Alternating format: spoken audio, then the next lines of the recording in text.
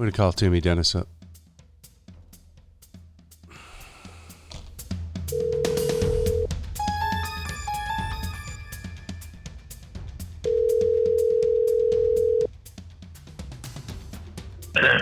Hello? Timmy. Yeah, How you doing? I hear music. We're doing a podcast right now. I'm calling you to find out about this epidemic. I want your input. Oh, you're doing a podcast? Yeah. You know what that is? Really? So Am I on the air? Or no? yeah, you are. No way. Yeah, right now. All right, listen. All right. Wow. So what's going on right now in your world, in the medical world? Fill me in. Well, things are pretty crazy, as you might have guessed. I don't know how many cases are in Oakland County right now, but I mean, I know, where I work, we only had, as of Wednesday, we only had maybe 2 or 3 confirmed cases at my hospital. Are they doing testing there? Oh yeah, the problem is it's taking days, but hopefully our hospital we have our own testing capability now, so it's supposed to be a 24-hour turnaround time. So, we've been getting a lot of emergencies from nursing homes, group homes, and stuff like that. But compared to Beaumont, I mean, oh my God, because I work at a smaller hospital. Beaumont had probably over the last 48 hours, probably had 30 intubations, I think, so. Right. I mean, it's pretty crazy. It's just, I don't know. I mean, you just got to do the best you can. Absolutely. Luckily I work in a smaller hospital, at the major trauma center. They got to start, I think they got to direct patients away from hospitals that are close to capacity and send them to other hospitals. That's the only way to really control this, really.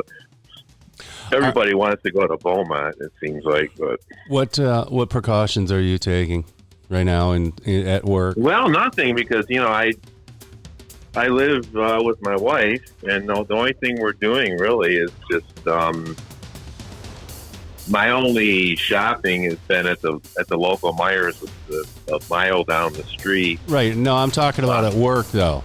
What precautions at work? Oh yeah, no, we still had a reasonable amount of PPE devices. We got masks and gowns and goggles. And so all you're not under any type of shortage. I just say rationing for the most part. So unless you're going to do like a procedure that requires, then there's possible aerosolization, like maybe with an intubation or something. We're just using surgical masks.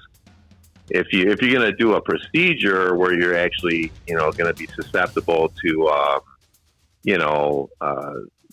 body fluids or mucus or stuff like that, then you'll use an N95 mask. But we're trying to conserve those as much as possible. So. Have you been receiving, or do you know of the procurement of any government stuff from President Trump coming your way, or any of the supplies at that point?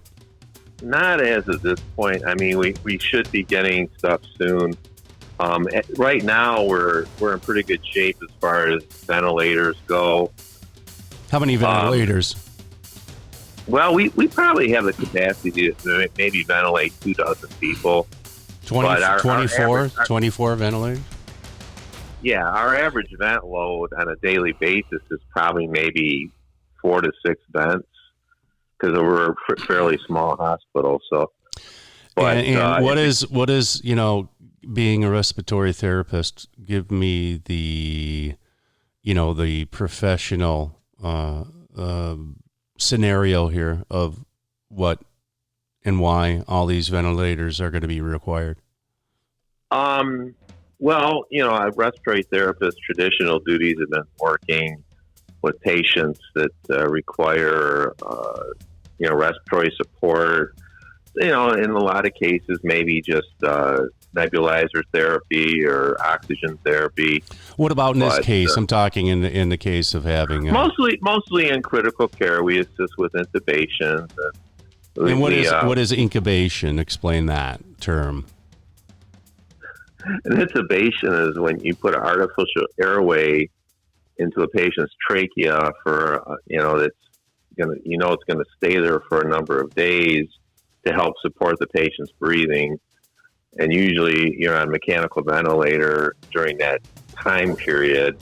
And then when the patient improves enough to where they can take over their own breathing, and you just remove the tube, and generally you'll just give them some supplemental oxygen. So. Got it. So because of this virus and the way it attacks the lungs and builds up fluids, that's why there's such a need for so many ventilators, because so many people are going to be in that condition, correct? Exactly, yeah. And the vast majority of these patients are going to be compromised in some way, whether it's advanced age or they have other conditions that are going to, make them, more at risk. Parkinson's, Alzheimer's disease, maybe, COPD. Patients that are smokers are at much higher risk because their immune systems are always depressed, because they're taking toxins in the body all the time. But I would say, especially if you're a smoker, you want to try to take extra precautions to try to not get in contact with the general public right now. So, what is your overall professional opinion on this as far as counts, and have you received any information, or?